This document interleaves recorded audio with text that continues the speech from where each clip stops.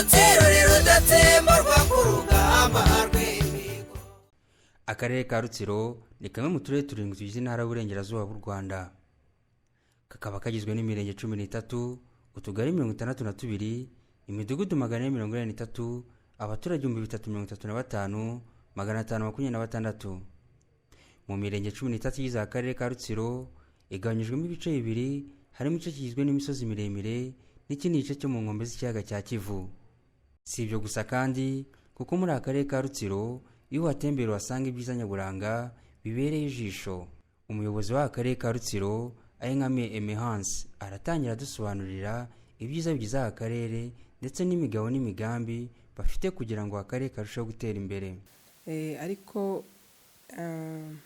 icyo nashishikariza abakenera kuza mu Rutsiro ndetse no kubashishikariza kuhaza nuko akarere kacu gafite ubwiza bw'umwihariko, imiterere yako uko gateye, imisozi miremire ifite ubwiza utapfa gusanga henshi.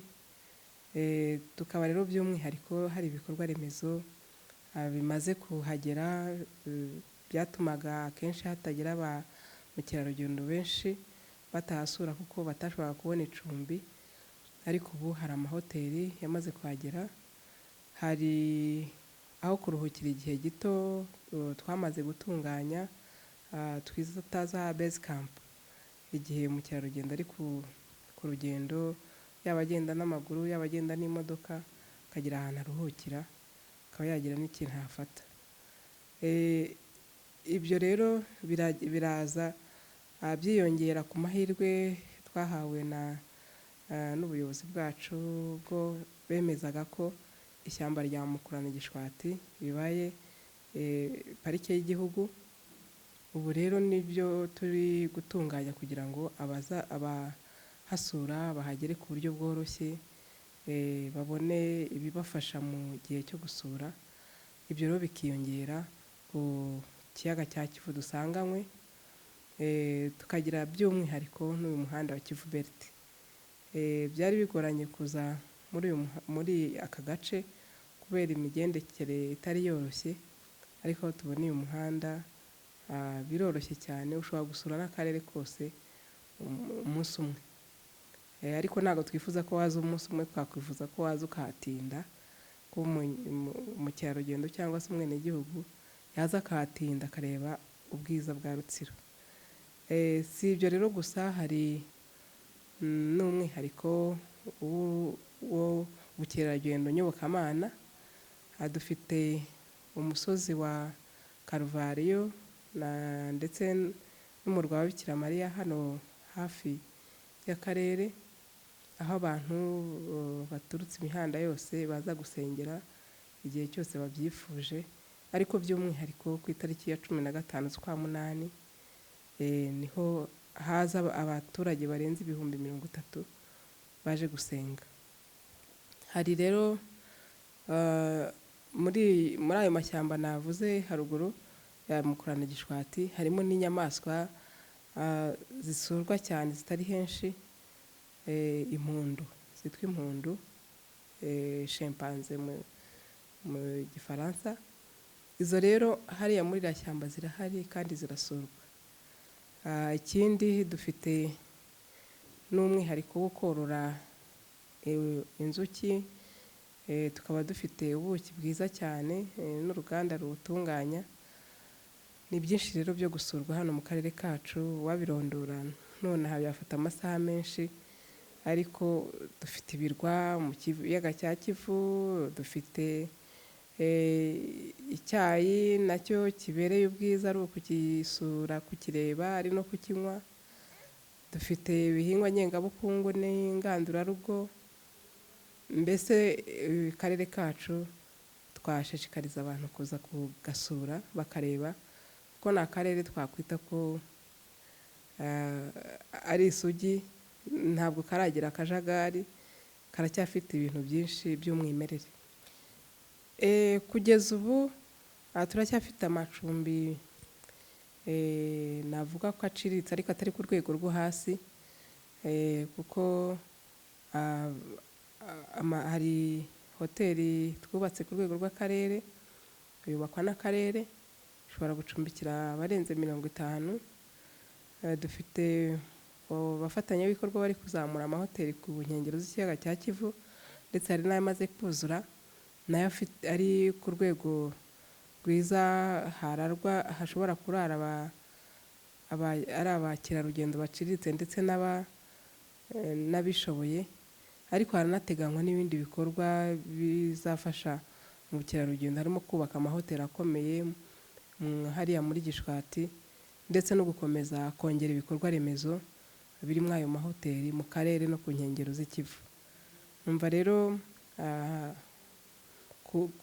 kuza ahangaha ni ukwisanga rwose, ntago waba waje mu karere ngo ubure aho urara, kubera ko n'izo base camp cyangwa se ahantu hato ho kurara twateganije aya amahema tent abashobora kwifashisha igihe hataraza amacumbi y'inyubako zisanzwe.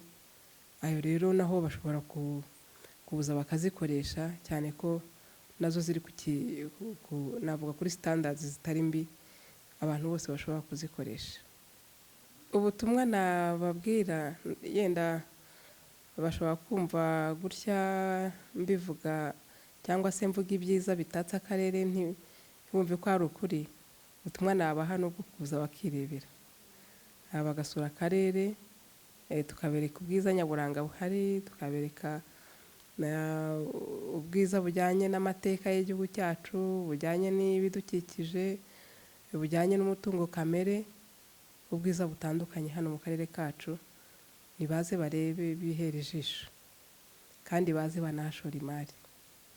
Aka karere ka Rutsiro gafite amahirwe menshi mu ishoramari nk'imwe mu ntwaro yifashishwa mu iterambere. Umuyobozi wa guest house Dana Nyiramacibiri iherereye mu karere ka Rutsiro aratangira atubwira imikorere y'iyi guest house.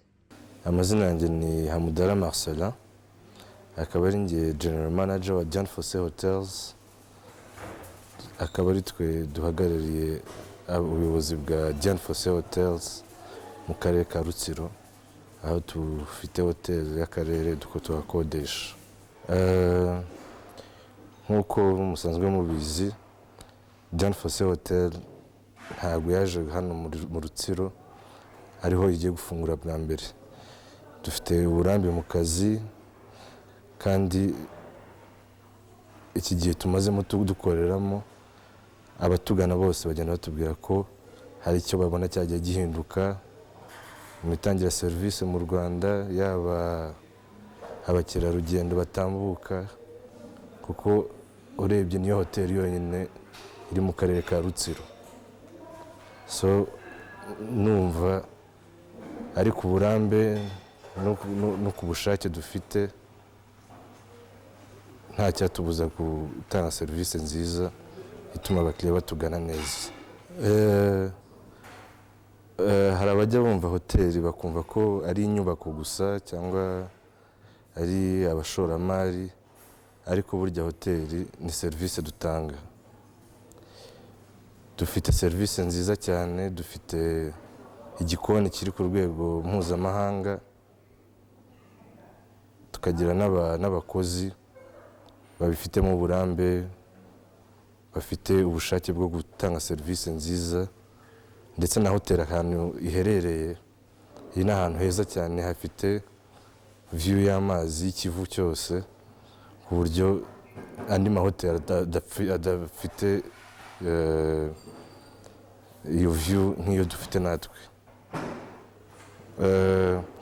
Hari abajya bumva Rutsiro bakumva ko ari ahantu kure cyane, ari ahantu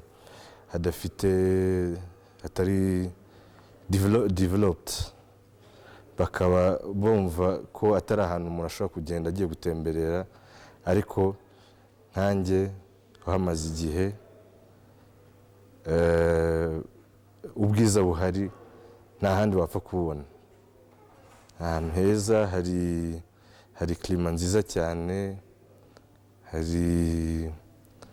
dutanga serivisi nziza cyane, uwahageze wese nta n'umwe twumva uhinubira.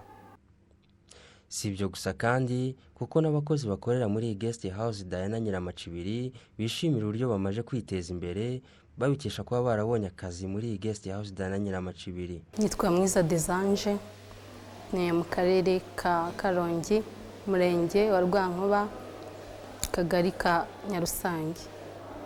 Nyiri umushomeri ntago nabashaga gukora ikintu cyanteza imbere kuko nta mafaranga nari mfite, ntago nari nshoboye kwigura icyo nshaka icyo nifuza, ariko mbonye akazi nabashije kugera kuri byinshi byanejeje imbere, nateje imbere famiye yanjye, mbasha no gukora nk'igikorwa cyo kuba muri koperative. Iyo koperative ikaba itwungura amafaranga, tukaba dufite umushinga wo korora ihene. Naraza muri aka kazi ubuzima bwari bugoye, hanze biba bigoye, ariko nageze muri aka kazi byaramfashije, niteje imbere, mfite umuryango, byamfashije ibintu byinshi cyane. Nitwa Bonane Janvier, nkora reception muri Hotel Diane Fosse. Nyuma yuko mbona aka kazi ubuzima bwarahindutse cyane, nabashije kwiteza imbere, neza umuryango wanjye imbere, amafaranga mpembwa yangiriye akamaro kanini cyane. Ikindi niteje imbere, njya muri koperative, nizigamira 30 buri kwezi, nibura mu mwaka ni intego yuko ngomba kuba mfite nibura 300. Mfasha barumuna banjye, umuryango wanjye wose ndabafasha. Nje nitwa Kagabo Patrick, nkora muri Diana Fosse, ndi umukwizine wabo. Naraza muri aka kazi ubuzima bwari bugoye, kubona akazi biba bigoye cyane, ariko nyimara gukabona niteje imbere. Hari umwana tuvukana ndihira amashuri, ubwo urumva ibintu bigenda bihinduka cyane, ntabwo uba umeze nk'umuntu udafite akazi. Mu karere ka Rutsiro ni ahantu heza ho gukorera ibikorwa by'ishoramari ndetse no kuhatemberera ukera ijisho ibyiza bitatse aka karere.